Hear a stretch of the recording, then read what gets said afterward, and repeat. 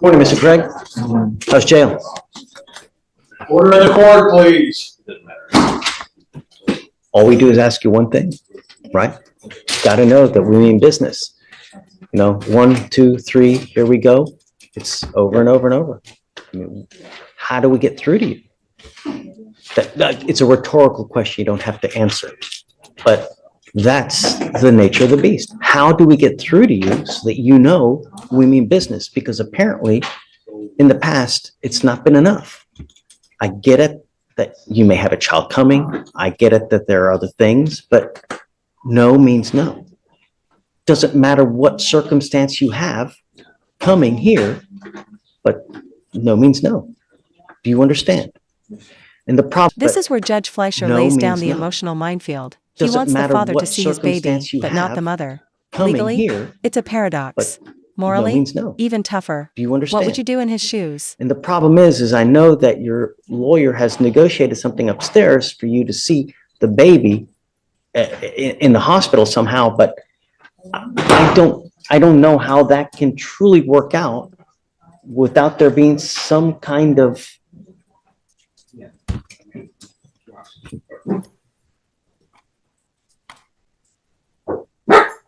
I want you to see the baby, but I don't want you to see her.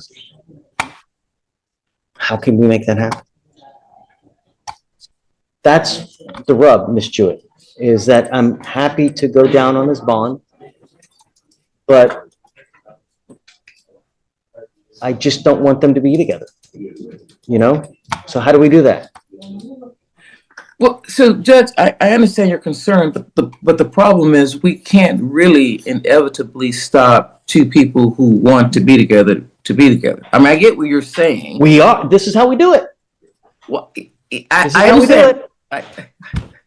I understand that, Judge. But in reality, even if he doesn't get out today, and there's a conviction, whatever may come about, he'll eventually get out, and then. Again, we can't stop them from being together. So it's more along the lines, I guess, of kind of like the felony court said, listen, he needs to take anger management class and complete it. He needs to stay away from her, as an ankle monitor, stay away from the home, but we're not going to stop him from seeing his child or being there with the child, which inevitably means he has to be around her for that particular purpose. But there has to be an intermediary that's around that can help out, whether it's his mom, whether it's her mom, whether it's brother, sister, cousin. There has to be an intermediary that can facilitate. You know, they have these apps that the family courts use that basically are an intermediary so they can communicate with each other using a third party. So there's always a way. So we could say that his supervision when he's with or the intermediary that will be there with the baby and him would be either his mother or his father. So at no times would he be left alone. I'm down. I'm okay with that. But I've told you this before, when you have cancer, what do? You cut it out or it's going to kill you. When you have cancer, you cut it out. That's not just a metaphor, it's a warning. Okay, Judge Fleischer is done sugarcoating. This relationship isn't just rocky, it's dangerous. Cancer, and with a baby on the way, the stakes just double. Or it's going to kill you. There are certain people in your life that are like that. They're just your polar opposites. Yes, you may have a happy time where both of you act like gumdrops and rainbows and, but it's not like that forever. It's going to change. And the problem is that you two together, when that change comes, it really explodes into something catastrophic. And one of you invariably ends up in jail. That's the problem. You get upset. There's a certain way to handle things. It's called maturity, right? You learn how to deal and cope with someone who makes you mad. Either you walk away, you do something else, go exercise. Somehow you have to deal with the anger. That's maturity. That's growing up, because you can't continue the way you are, because either someone's going to get really hurt or likely dead. That's it. And that's why I'm scared to put you together, because not only this, but you now have a baby coming into the world. That's extremely stressful, especially when you don't have money, you know?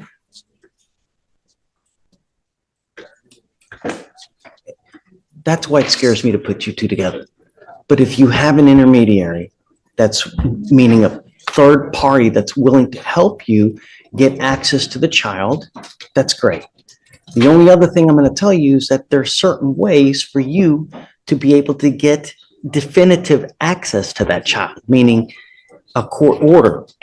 You know, first you establish that you're the father. After that, you get visitation and custody, so that if that other person tries to play games with you, you can either have them held in contempt, they can be jailed, fined if they start to play games. That's something else that you need. Here's the real takeaway. You want access to your child? So that do it legally. If that other person file tries for to play games visitation, with you, establish paternity, you can either and have follow them held in orders. contempt, Because if they you can be take matters jailed, into your own fined hands, next stop they isn't start to play home, games. it's jail. That's Think something smart. else that you need to look into, because it very well may happen in the future. So that way you are protected and you don't have to take matters into your own hands. Do you understand, Mr. Craig? All I'm asking you to do is grow up. It's not hard. You think before you act, and you think before you speak. And when you do that, good things happen. So now, what about the bond amount, Ms. Jewett? Well, Judge, you know my position. I'd like a $1,500 bond on each offense, which will match the $3,000 that I have already secured in the felony court. What do you think? Your Honor. So whose case is this? It's Conrad's case. I can email Conrad if you want to get him. Does he have a position as far as bond is concerned? So Judge, he told me yesterday that he would defer to you on the bond. It would be Conrad's position is to defer to the Can you court. put that on there? Yes. Okay. I want you to know that I am now going to put conditions on your violation of a protective order case.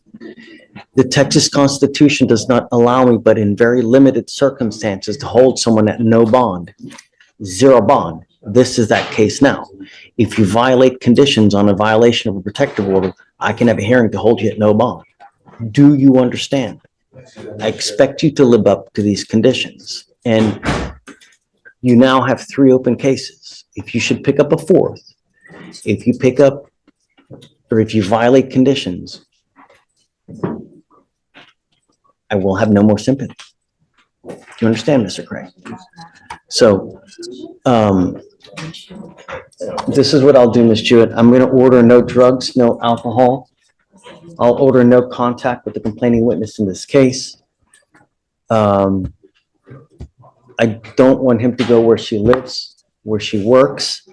You're going to have an ankle monitor on you, so I know where you are at all times. Do you understand what's expected of you? I'm not asking much. I'm just asking you, don't have contact and follow the law. Don't pick up a new case. Your lawyer is asking me, your bonds now are set at what, 20,000 on one, the other one set at 10,000 on one. She wants me to reduce it from 30,000 to 3,000. That's a big ask. Can I trust you? Yes. Okay, Ms. Jewett. I will acquiesce this one time, but if it goes south, I don't know what else to tell you, you know? Judge, I completely understand. I've told my client the same thing in no uncertain words. This is it for him. And Judge, also, just so you'll know, the felony court has ordered the ankle monitor for him. So just so the court knows that that's already been ordered. We'll tack on the same condition as well, so that if there are any violations, we will know as well. Did you hear all that? Yes, Judge, the no drug swap, all the contact, refrain from GPS prior to. And then no weapons? Yeah. And Judge, as far as the no contact, with the caveat that he can have contact, well, he can be around her with an intermediary for the birth as it relates to his children.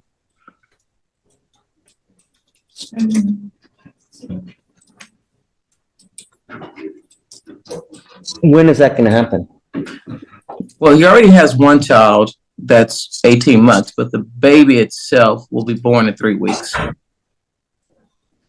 So you want access so that he can be in the same place while she's having the baby? Correct, Judge. And then after that, no more contact? Correct, Judge. After that, then the grandfather can facilitate his getting the baby, whatever needs to be done. Okay, I'll acquiesce to that for that one and sole purpose, okay?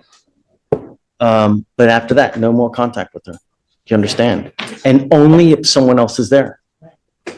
I don't want you alone with her on that one day. You understand? You hold the keys to the jail cell. No one else does. Grow up. It's not hard. You have to do it eventually. All right? All right, make me proud. Judge, what should you keep? Bond reduce, both. Bond reduce to 1,500 on each. Judge, did you lower the bond? 1,500 on each. Yeah.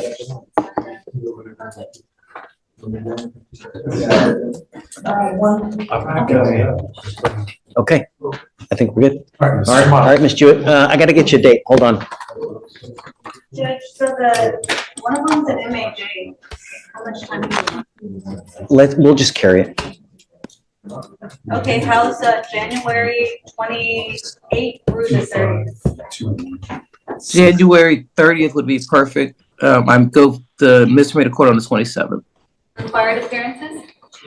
How old is this case? 199 days. Yes. Yeah. Is there an offer in the felony case? On a felony case, Your Honor, let me see. Yes, the felony case judge offers 2 years deferred. Okay, I guess we need to know because the case is getting up there. Okay? Yes, Judge. So by the next setting, we need to know, okay? Yes, Judge. All right. Thank you, Ms. Jewett. Always a So we're pleasure. good on January 30th? I didn't hear to say. Yeah. You're good. Yes. We got you. Okay. Great, Judge. Thank you. Have a great holiday. You too. Take care. Craig.